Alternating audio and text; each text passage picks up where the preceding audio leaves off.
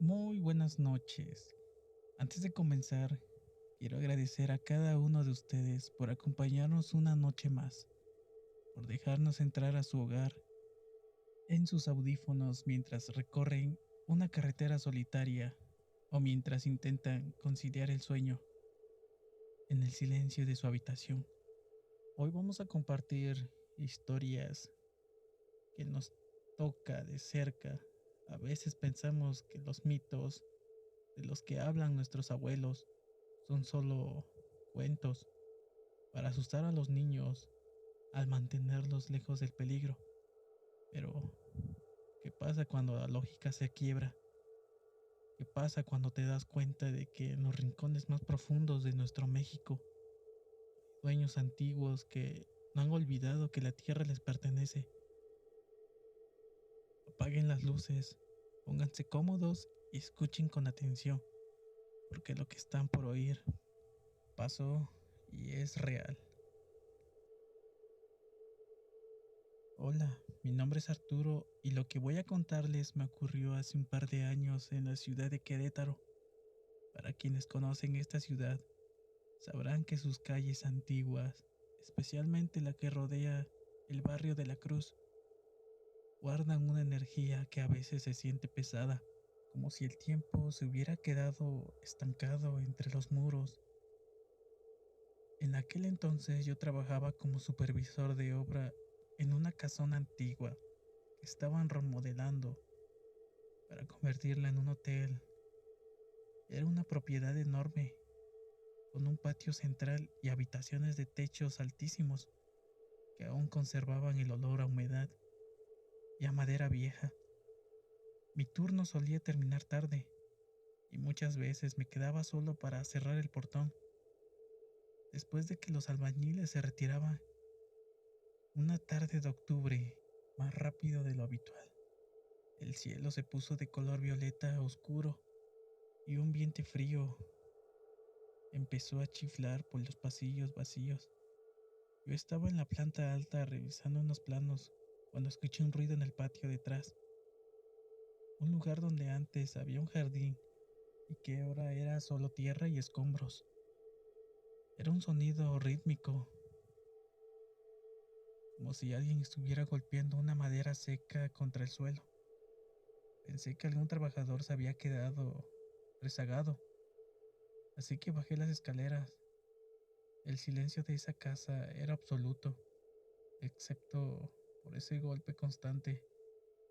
Al llegar al patio de atrás, lo vi en una esquina bajo la sombra de un árbol de granada que se negaba a morir. Estaba sentado un hombre muy pequeño. Al principio pensé que era un niño. Sus brazos parecían demasiado largos y vestía una ropa de manta tan sucia que parecía parte de la tierra. Buenas tardes, le dije, tratando de no sonar nervioso. Vamos a cerrar, no puede estar aquí. El hombre no me contestó. Seguía golpeando una rama contra una piedra. Cuando me acerqué a unos 5 metros, el frío se volvió insoportable. No era el frío del clima de Querétaro, era un frío que nacía de los huesos. Entonces el hombrecito dejó de golpear y levantó la cabeza. No tenía rostro de persona. Su piel era como cuero viejo llena de arrugas profundas, y sus ojos eran dos puntos de luz amarillenta que brillaban con una inteligencia maligna.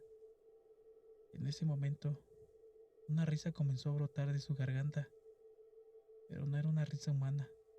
Sonaba como el crujido de hojas secas cuando las pisas. El miedo me paralizó. No podía mover los pies. Vi cómo la criatura se ponía de pie y empezaba a caminar hacia mí, pero no caminaba de frente. Sus pies estaban invertidos, apuntando hacia atrás, lo que hacía su movimiento fuera errático, casi como un insecto. Tú no pediste permiso, susurró una voz en mi mente, no en mis oídos. Esta casa ya tenía dueño antes de que tú nacieras. En un arranque de puro instinto, recordé lo que mi abuelo me decía. Me decía cuando era niño, allá en el campo, a los dueños de la tierra no se les enfrenta con fuerza, sino con respeto o con nostalgia. Me quité la chaqueta de seguridad, me puse, me la puse al revés con la costura hacia afuera y empecé a rezar.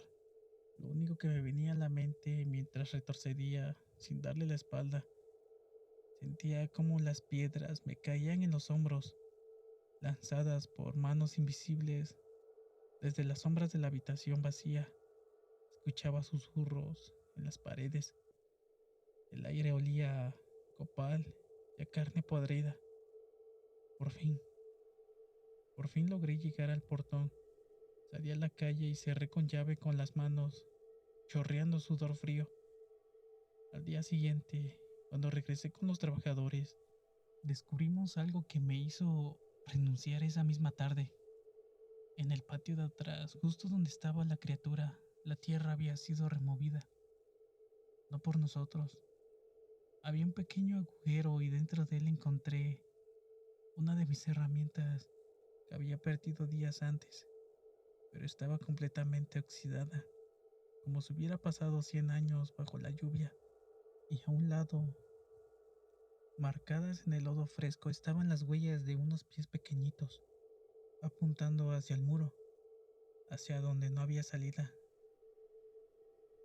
Hoy, cuando paso por esa calle y veo el hotel ya terminado, con sus luces brillantes y sus turistas, no puedo evitar sentir un escalofrío, porque yo sé que debajo de esos pisos de lujo, en los cimientos de esa casona, sigue viviendo algo que no es de este mundo, algo que sigue esperando a que alguien más olvide pedir permiso para entrar.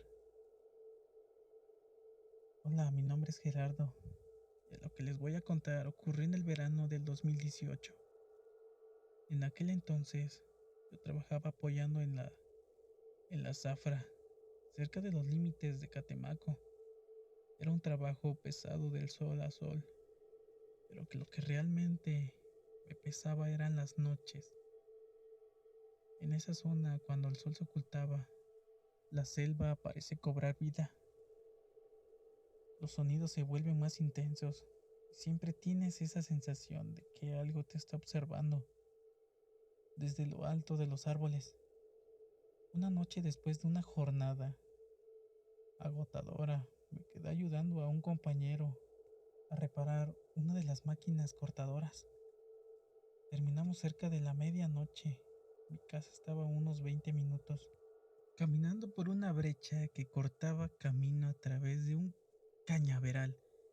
Mis compañeros me advirtieron: Gerardo, vete por la carretera, no cruces por el cañaveral. A estas horas, tú sabes que los dueños andan sueltos. Yo, joven y testarudo, me reí y les dije que los chaneques no existían, que eran puros cuentos para que no nos robáramos la caña. Empecé a caminar.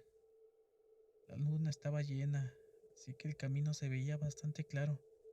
Al principio todo iba bien, pero a la mitad del trayecto el aire se puso helado, algo muy raro para el calor de Veracruz. De pronto escuché un silbido. Era un silbido largo, agudo como el de un pájaro, pero con una cadencia humana. Me detuve. El silencio que siguió fue sepulcral. Entonces escuché una voz. No era voz clara, era como un murmullo de 1000 hojas secas moviéndose al mismo tiempo. Y decía mi nombre: Gerardo. Pensé que mis amigos me estaban jugando una broma, así que grité que saliera, que ya los había visto, pero nadie salió. En ese lugar empecé a escuchar risas, risas de niños que corrían entre las cañas, moviéndose tan rápido que solo alcanzaba a ver las puntas de las plantas agitarse a mi alrededor.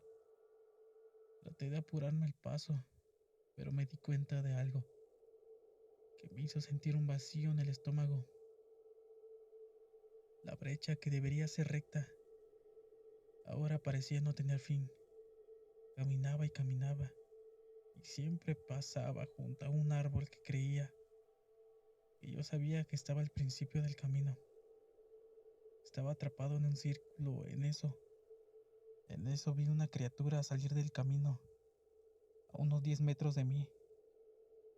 No medía más de 1 metro.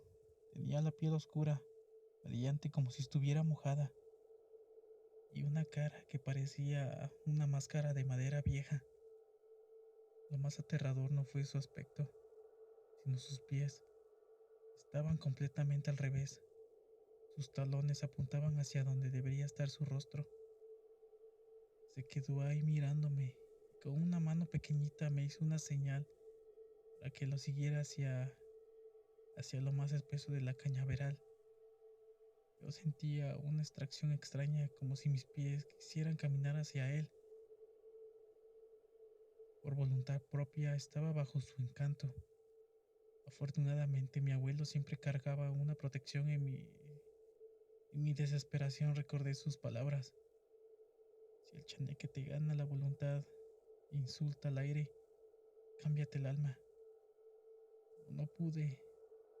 Solté una maldición en voz alta, rompiendo el trance. Me quité la playera y me la puse al revés. También saqué un pequeño morral de sal que siempre llevaba para el sudor, que esparcí en círculo en mi alrededor. La criatura soltó un alarido que no era de este mundo, un sonido que me dolió en los oídos y desapareció entre las cañas. En ese instante, el camino volvió a ser normal. Vi las luces de las primeras casas del pueblo. Corrí y llegar a mi puerta. Al día siguiente, tenía moretones en los brazos, marcas de dedos diminutos que me habían apretado con una fuerza increíble. Con un curandero de la zona me dijo que tuve suerte. El chaneque no quería juguetear, quería llevarme. Quería llevarme a su cueva para cambiarme la sombra. Cada vez llevo conmigo un poco de tabaco para dejarlo como ofrenda porque sé que el cañaveral, nosotros solo estamos de paso y ellos son los que siempre se quedan. Estas historias nos recuerdan que no estamos solos, ni siquiera en la supuesta seguridad de nuestro cuarto o paredes. Hay cosas que habitan en los espacios que ignoramos, esperando una palabra o un gesto para manifestarse. Muchas gracias por acompañarnos en este viaje por lo inexplicable. Si tienen una historia que necesite ser contada, sabes dónde encontrarnos. Mientras tanto, les deseo que tenga un descanso tranquilo, si es que pueden. Esto fue Relatos Nocturnos. Gracias y buenas noches.